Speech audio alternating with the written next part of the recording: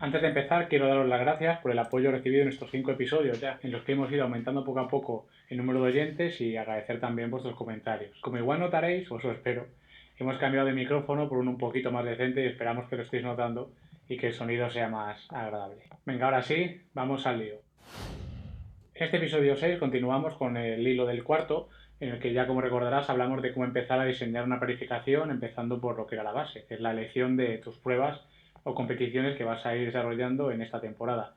Pero hoy vamos a hablar específicamente de los tipos de modelos de planificaciones que tenemos y cuál puedes escoger para según tus intereses o necesidades. Así, te voy a hablar del modelo tradicional, de planificación por bloques, o también conocida como ATR, la inversa y, por supuesto, la tan de moda polarizada. Primero te voy a dar las características básicas de cómo funciona cada una de ellas. Después vamos a hacer una pequeña síntesis en la que verás sus pros y sus contras y que para que puedas ir situándote sobre cuál te puede interesar más según tus propias circunstancias y características como trialeta, como distancia, experiencia y demás. Por último, y como es habitual, te voy a decir cómo hemos trabajado desde nuestro club, qué tipo de planificaciones usamos según los perfiles de nuestros triatletas y quizás hasta te sorprendamos. Pues sin más, comenzamos. 1. Planificación tradicional. Vamos con un poco de historia. Años 60.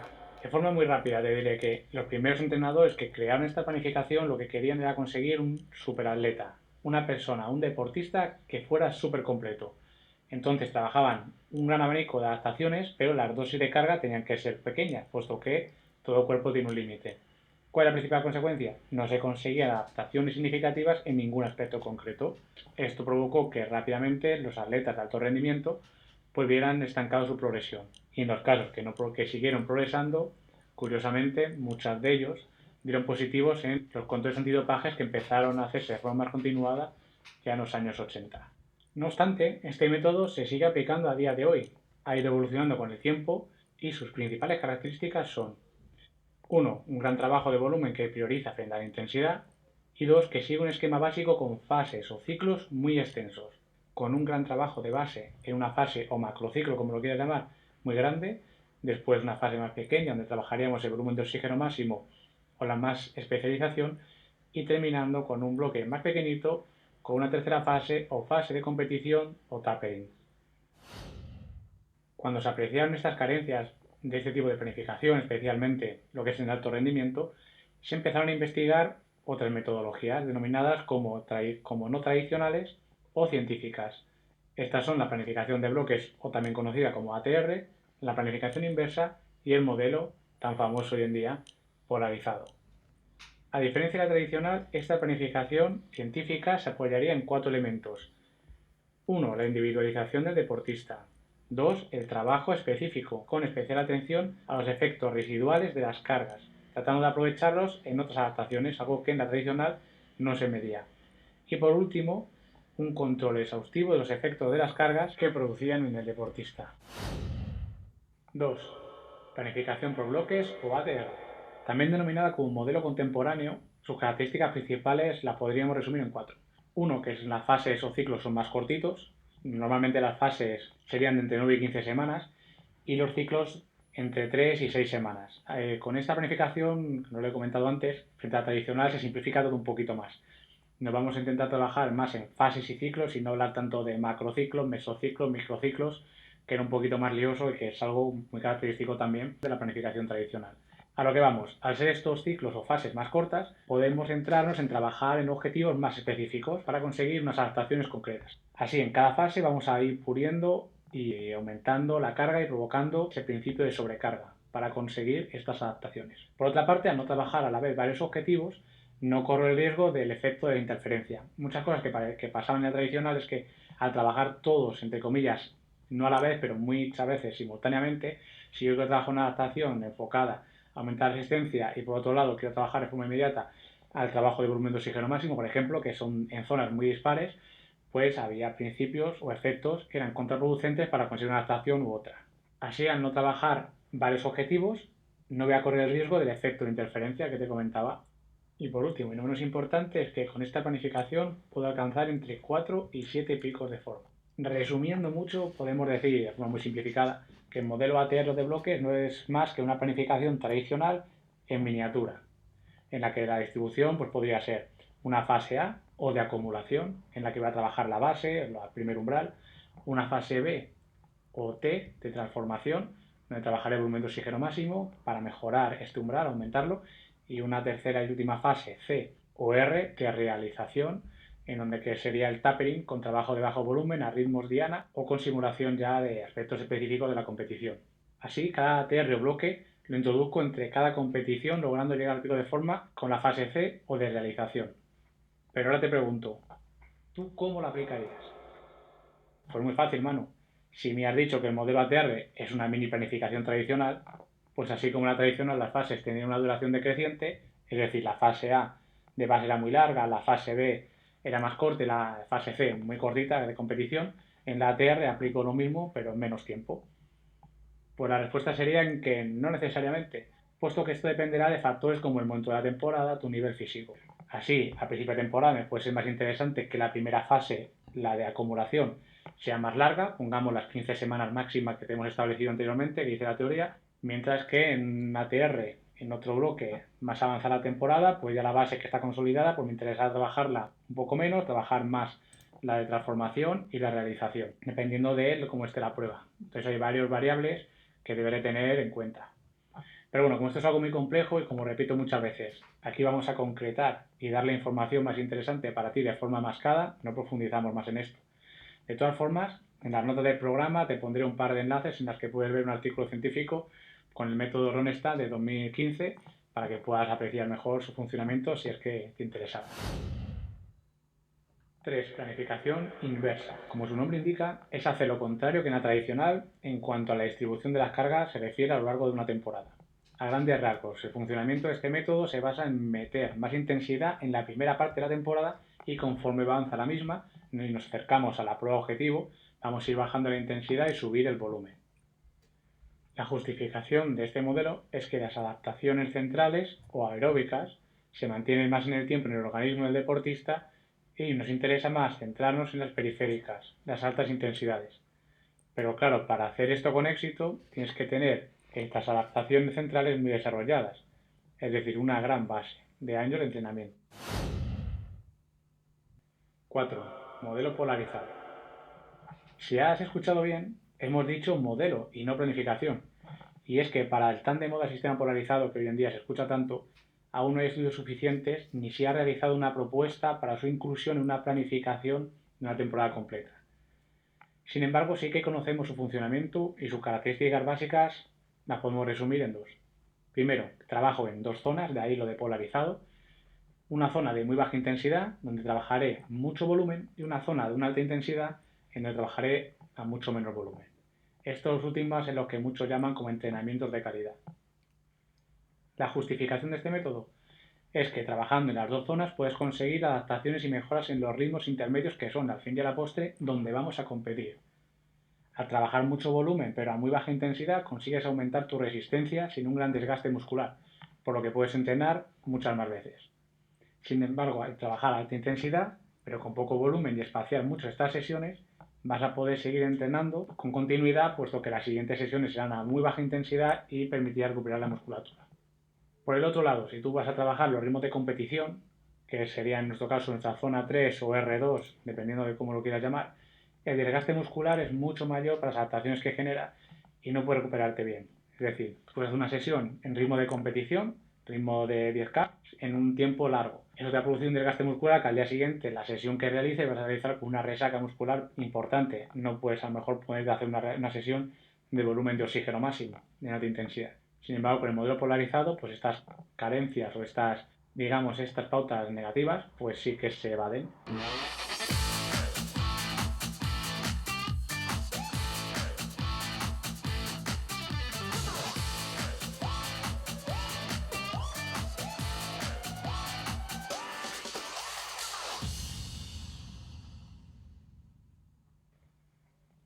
Una vez expuestos los cuatro modelos, vamos a la síntesis, los pros y los contras, para que, según tu situación particular, pues tú puedas elegir cuál es el que más te interesa.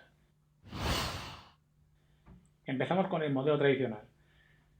De 1 a 3 competiciones a la temporada pero no con las máximas garantías. Es decir, situarías tu competición C, recuerda el episodio 4, al final de la fase A o de base. La competición B iría al final de la fase B o de volumen de oxígeno máximo y la prueba A o objetivo al final de la fase C o competitiva de tapering. ¿Cuándo vas a llegar en tu mejor estado de forma? En la competición objetivo, que es después de la fase C. Y otra característica más es que prima el volumen sobre la intensidad. Por último, no es útil para deportistas de alto rendimiento, pero los grupos de edad quizás sí, y dependerá de tu situación. Modelo contemporáneo, ATR o de bloques. Aquí tenemos entre 4 y 7 picos de forma en una temporada. Está más concentrado, te focalizas más en las fases para marcar un objetivo siguiendo el principio de sobrecarga. Puedes meter altas dosis de carga para conseguir una adaptación concreta. Pero tienes que hilar muy fino, introducir la carga correcta según la adaptación que quieres lograr. Modelo inverso. Compites toda la temporada variando tus objetivos. Puedes iniciarla con carreras cortas de 5 o 10K y puedes finalizar con una larga distancia. Las adaptaciones rápidas se pierden, por eso vas a competir en pruebas más intensas al principio, con ritmos altos, y las pruebas que requieran de una mayor capacidad aeróbica, no tan intensa, pues puedes alargarla al final de temporada. Los contras, tienes que tener una gran base de entrenamiento y también, no menos importante, una gran capacidad psicológica para poder afrontar sesiones muy duras al inicio de la temporada cuando las competiciones objetivos todavía te quedan muy lejos. Modelo polarizado. Lo he dicho antes, no hay un estándar o planificación tipo. Funciona bien para atletas de una disciplina, runners, ciclistas, tanto pros como amateurs. Esto es importante. No está probado con triatletas de forma específica y no está claro que sea efectivo, al menos en las 3 disciplinas. Y me explico. En natación ya está comprobado que nadar a intensidades muy bajas, lo que sería zona 2 en carrera o en ciclismo, no te va a proporcionar adaptaciones. Te va a servir únicamente para recuperar, pero no vas a mejorar en el agua. Requiere también, por otra parte, de mucho tiempo para entrenar, ya que los volúmenes a baja intensidad para conseguir estas adaptaciones necesitan ser muy largos en el tiempo y no todo el mundo tenemos esta disponibilidad. ¿Pero la tienes tú? Como has visto, cada adaptación tiene su idiosincrasia y depende bastante del perfil del triatleta, sea de corta, larga distancia, experiencia, puntos fuertes, etc. Así que para ponértelo un poquito más fácil, vamos a ir con el ejemplo práctico que siempre hacemos, que es cuál planificación utilizamos nosotros en nuestro club para nuestros triatletas. Como te comenté en anteriores episodios, en el club tenemos varias modalidades, con triatletas de corta distancia, de media y de larga. Entonces utilizaremos unas planificaciones u otras dependiendo del perfil de estos triatletas y de la propia naturaleza de las competiciones que van a afrontar. Vamos a empezar con la de corta distancia.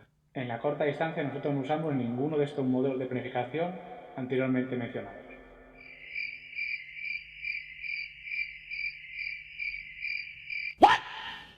Tranquilo que me explico.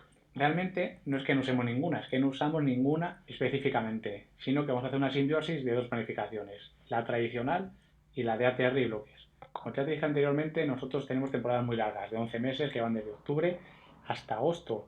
Entonces tenemos tiempo suficiente para trabajar una buena base. Como las primeras competiciones no se dan hasta febrero, que son con los duatlones, aprovechamos este tiempo de octubre hasta febrero para trabajar la planificación tradicional hasta la primera prueba objetivo, que es con los duatlones. ¿Qué conseguimos con esto? Pues trabajar bien la base durante el invierno, que nos va a servir tanto para los triatletas con más experiencia para consolidar su base y seguir mejorando, y sobre todo, como tenemos cada año nuevos triatletas noveles, pues esto van a empezar a poder cimentar esta base que le va a servir tanto para esta temporada como para futuras. Entonces trabajamos con la tradicional porque es la más completa y nos permite llegar al primer pico de forma en el momento que queremos con tiempo suficiente. A partir de los duatlones que hacemos, empezamos a utilizar el sistema o la metodología ATR o de bloques.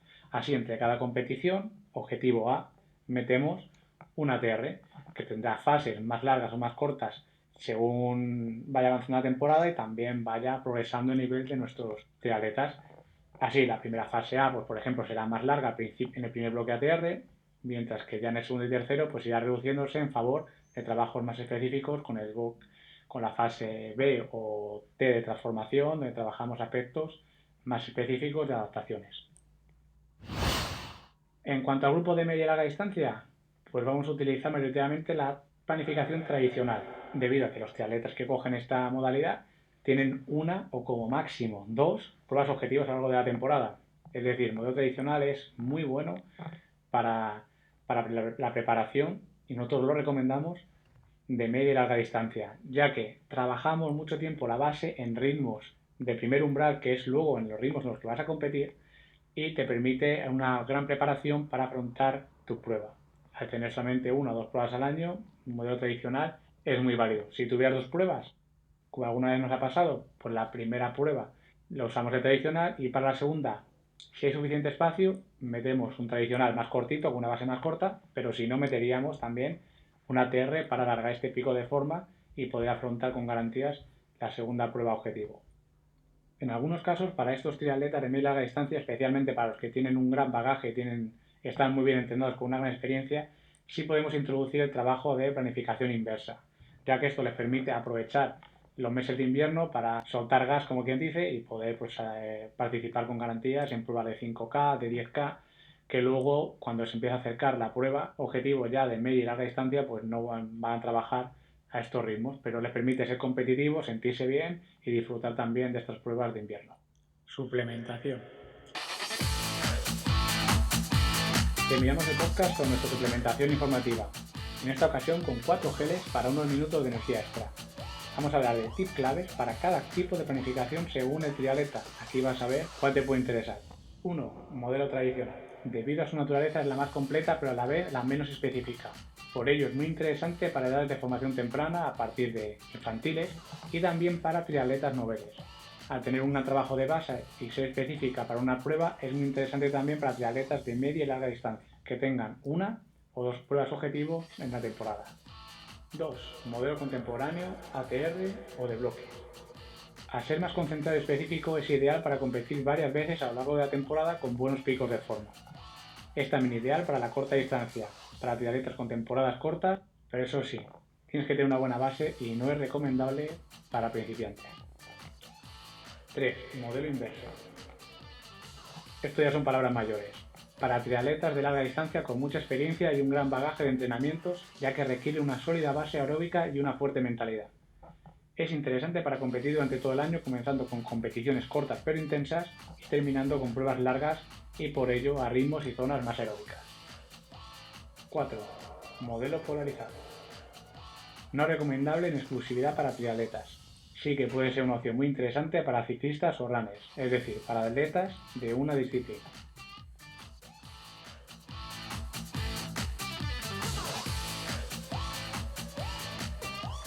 Espero que este episodio te haya servido para conocer los tipos o modelos de planificaciones y, si te conoces bien, que te pueda servir para elegir la que más se adapta a ti.